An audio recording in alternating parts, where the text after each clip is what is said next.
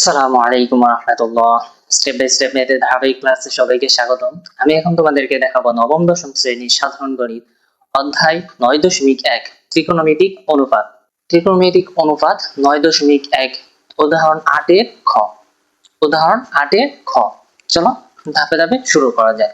তাহলে এখানে দেওয়া আছে কি আমাদের 1/1 plus tan square a plus 1/1 plus cot square a equal হচ্ছে 1। এইটুকু সমান আমাদের 1 দেখাতে হবে। চলো এই অঙ্কটা শুরু করার আগে আমরা একটা সূত্র জেনে নিই। সূত্রটা হচ্ছে যে 1/tan square a equal হচ্ছে, সূত্রটা হচ্ছে কি যে cot square, সরি লেখা একটু সমস্যা হচ্ছে,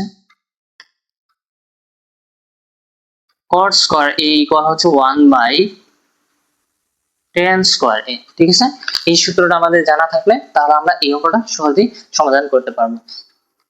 আচ্ছা তাহলে আমরা অঙ্কটা শুরু করি।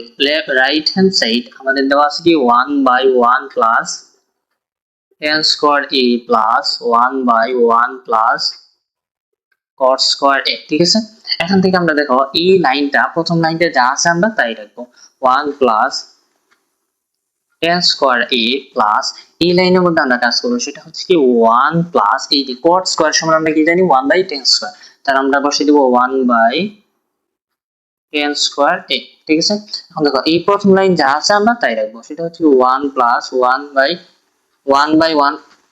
Plus tan square a plus, এখানে দেখো ভগ্নাংশের কি আছে, যোগ আছে, দুইটা ভগ্নাংশের যোগ, তাহলে কি হবে লসাগু হবে। লসাগু হবে কি tan square a। এখন দেখো এই লসাগুকে কি করতে হবে, এই ভগ্নাংশের হর কি মনে মনে 1, তাহলে 1 দ্বারা ভাগ করলে কি হবে tan square হবে। এই tan square 1 এর সাথে গুণ হলে কি হবে tan square a plus plus. এখন দেখো এই লসাগুকে এই ভগ্নাংশের হরকে ভাগ করলে কি হবে 1, এই 1 আবার 1 এর সাথে গুণ হয়ে কি হবে 1 হবে।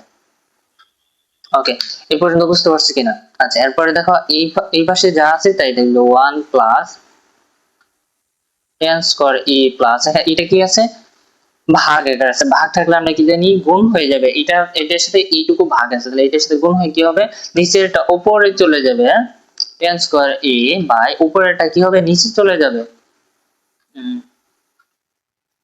tan square a plus 1। ঠিক আছে, আমরা এটা 1 যদি এই tan square এর সাথে গুণ হয়ে যায় তাহলে কি হয়ে যাবে tan square হয়ে যাবে, তার জন্য আমরা এইটুকু মিশিয়ে দিলাম। ঠিক আছে, শুধু তোমাদের বোঝানোর জন্য আমি এইটুকু লিখছিলাম। ওকে, এখন দেখো এই দুইটা আবার ভগ্নাংশের যোগ, তাহলে কি হবে এটা আর এটার কি হবে লসাগু হবে। এখন দেখো এটা আর এটা কি সেম কিনা, এখানে tan স্কয়ারটা পরে আছে, এখানে আগে আছে সেম।